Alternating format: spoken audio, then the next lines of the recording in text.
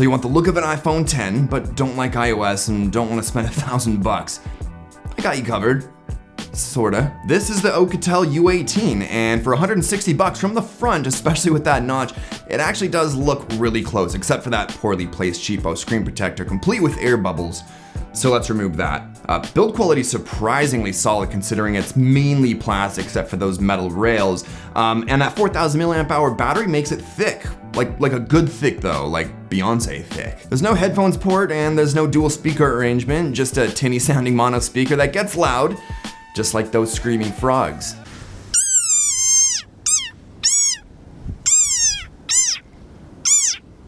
So cute. Now, since it's Android 7 to be exact, with, let's be honest, probably no hope of being updated past that, we do get face unlock, and under good lighting, it's actually pretty good. Same with the fingerprint reader. A little slow at times, but not bad at all. For the price, the 5.85-inch IPS display with a 21:9 aspect ratio and a resolution of 1512x720 is pretty decent and actually produces fairly vibrant colors and gets pretty bright, so not bad at all when outdoors. But the problem with that notch on this guy is that you can see they didn't give a whole lot of attention to detail with the UI. So like the time and status icons are sort of off center and you have to pull down on either the left or right side to access your notifications or quick settings because the middle does nothing. And when you do, you'll see things are a bit off here too. It is damn near next to stock Android, so there isn't a ton in the app drawer, and jumping into settings, really the only added OUKITEL type stuff is in the Smart Assistant section, which pretty much focuses on gesture control. Performance is fairly budget. It's got a MediaTek 6750T, which is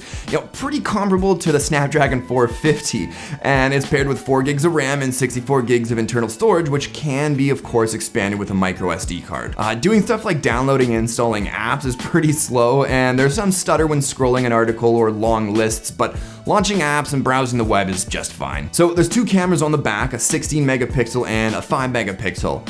Yeah, they get the job done. Like in good lighting, pictures aren't horrible, but as soon as it's less than ideal or even too bright, that's when shit sort of hits the fan.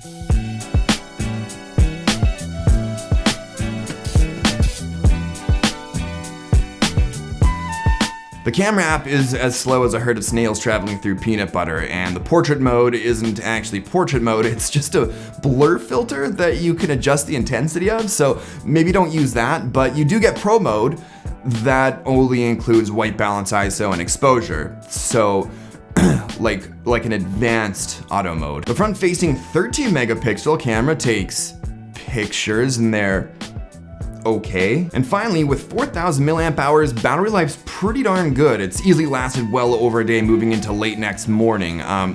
Keep in mind, as I mentioned before, it's damn near stock Android, so there isn't a bunch of bells and whistles chewing up battery life. One thing I did want to point out though, when charging, that USB-C port at the bottom, it'll only fit the cable that comes with it because it's a lot deeper than others, so they give you a cable with a longer USB-C male tip. So for 160 bucks, there's a ton of options in the budget Chinese smartphone market, but this one ain't bad. So yeah, if you want an iPhone 10 clone that runs Android and just gets the job done, the U18 isn't a terrible choice. So I think that about does it for this one. As always, I'll have a link in the description for the U18, but drop me a comment and let me know what you think of this iPhone 10 clone. Would you buy it if you only had 160 bucks or pick something else? Well, if you liked the video, show me some love with that like button, and if you're new to my stuff, don't forget to subscribe for new videos every week. But thanks as always for watching, and I'll talk to you all in the next one. Cheers!